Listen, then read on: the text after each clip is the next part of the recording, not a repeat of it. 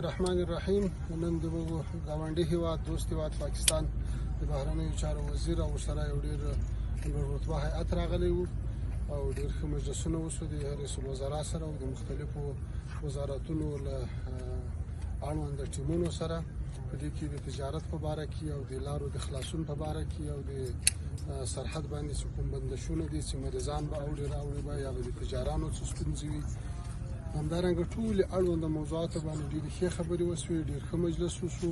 امید شته چې له دې سره به زموږ اقتصادي اړیکې هم ښې شي او زموږ ډیپلوماتیکې اړیکې به هم ښې شي او لارې به هم ډېرې ښې خلاصې شي. دوی د دې ټولو شیانو وعدې وکړې.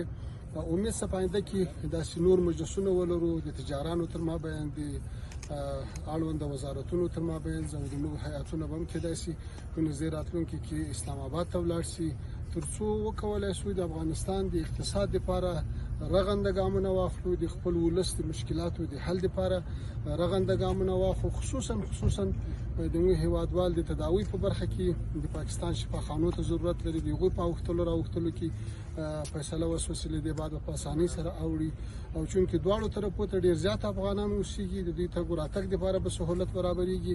موږ د دوی د هیئت له راتګ نه ډېره خوشحاله یو او په دې برخه کې ماشاءالله ښه پرمختګونه وشو. بسم اللہ الرحمن الرحیم. میں اس وقت کابل میں ہوں اور پریزیڈنشل پیلس میں ہوں. وزیر خارجہ کے ساتھ ابھی ایک تفصیلی نشست ہوئی ہے. افغان طالبان قیادت کے ساتھ ایک مفصل گفتگو ہوئی جس میں وزیراعظم بھی تھے اور کابینہ کے تقریباً تمام